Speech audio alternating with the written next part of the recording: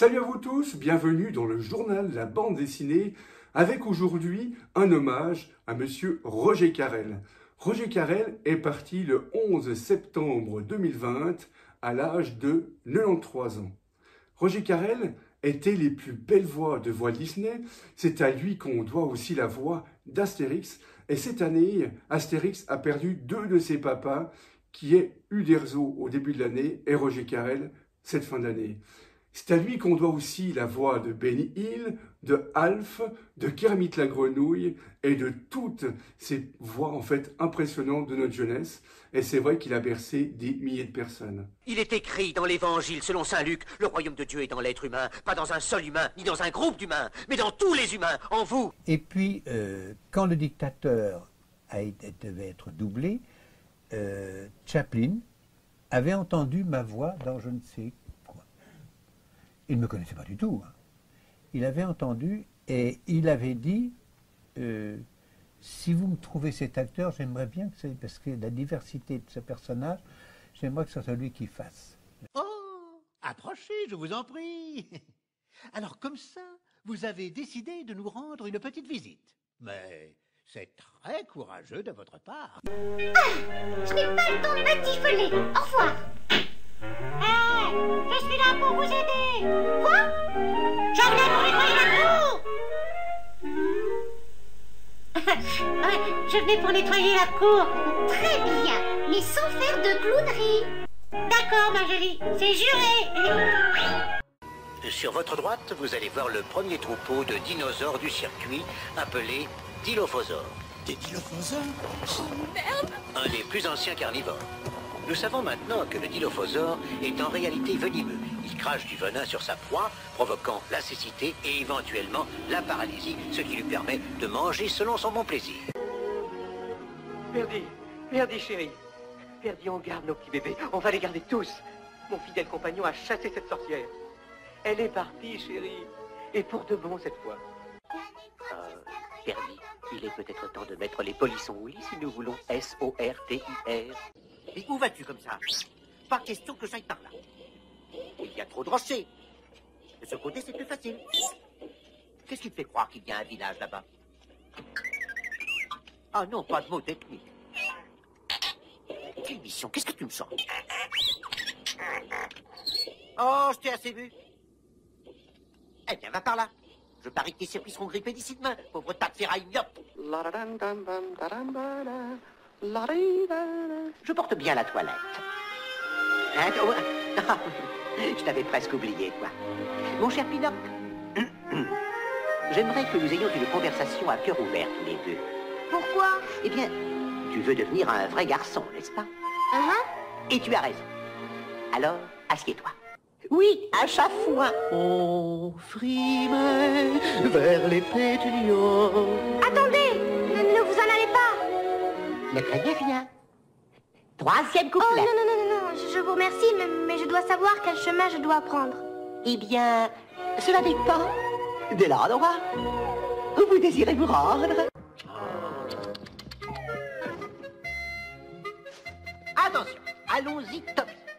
Toby, tu vas me retrouver ce filou. Oui, tu vois le spécimen, un méchant, un gredin, front bas, yeux rapprochés avec une aile cassée. Hein, chauve-souris, jambes de bois, aile cassée. Un sac. Mon Philippe, un sac. Que reprochez-vous à mon Philippe? Oh, rien, mais rien.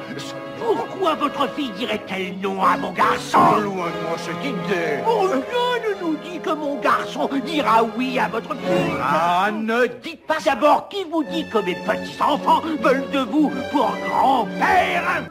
Moi, à la place des pirates, c'est sûrement là que j'aurais caché l'œil du diable. Aussi irai-je par là, pour le trouver. Au fond, j'ai peut-être eu tort. Si j'étais un pirate, jamais je n'aurais eu l'idée de choisir ce coin comme cachette. Lorsque je t'ai demandé de lancer le filet, je supposais que tu l'avais d'abord attaché solidement au bateau. Je ne t'ai pas dit de le lancer par-dessus bord par tout à tête. Abélix, envoie les rames. À vos ordres. Ah non, votre... Bédénos, empêche-moi de faire une bêtise. Qu'est-ce que tu as encore? C'est toi qui as dit de... Oui, je sais, Obélix. Oh, pauvre de nous. Panoramix vit un véritable drame et malheureusement, nous n'avons plus de rame. Les glaciations vont se retirer et 35 000 ans avant notre ère va apparaître le Cro-Magnon ou homme moderne. Il est peu probable qu'il descende du Néandertal. Il est peut-être son cousin ou son envahisseur, car ils ont coexisté pendant 5000 ans. Il est à coup sûr son heureux successeur.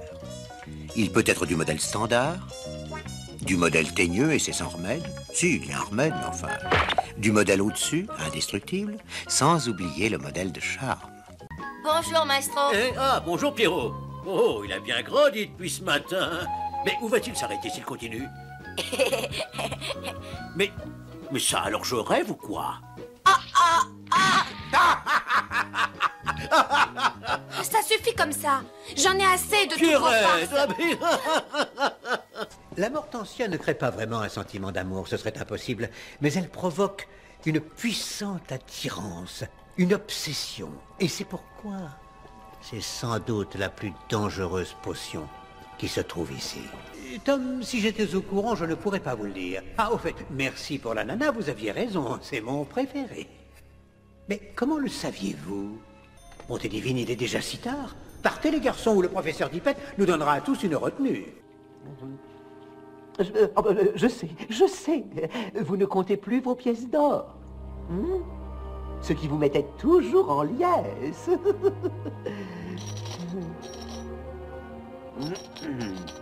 Sire, les taxes s'amassent, les geôles regorgent, et... Oh! Une bonne nouvelle, sire. Frère Tuck est incarcéré. Frère Tuck! C'est regrettable. Oh, je souffre nuit et jour. C'est absolument terrible. Je ne dors plus. Je suis exténué. Alors je chante des berceuses pour dormir. Vous savez, je m'hypnotise. Si ça vous intéresse, je vais vous exposer la chose. Aie confiance. Dom, j'ai le ventre qui gargouille. Oh, j'ai l'estomac qui grenouille. Dom. Roger, c'est un grand plaisir de vous voir. Alors maintenant, c'est Roger Carrel qui va vous parler et non plus Benny Hill. Oui, en effet, pour la compréhension de cette séquence, dans son pays, Benny Hill explique au public anglais que c'est moi qui fais sa voix française. Charles, je dois d'abord te dire que nous sommes tous ravis de t'avoir avec nous. Oh, tout le plaisir est pour moi, je te remercie. C'est normal. Je peux te poser une question? Bien sûr. Bon, pourquoi toutes les femmes sont folles de toi? Oh, tu sais, sans fausse modestie, je crois que j'ai un gros atout, c'est ma voix. Ta voix? Oui, ce qui est important, c'est pas ce que tu peux dire, non, c'est simplement la façon de le présenter. Et le ton de la voix. Peut-être, mais bien qu'étant grenouille, je n'ai pas la voix coassée comme toi. Non, c'est pas grave, il suffit d'un peu d'entraînement. Tu crois?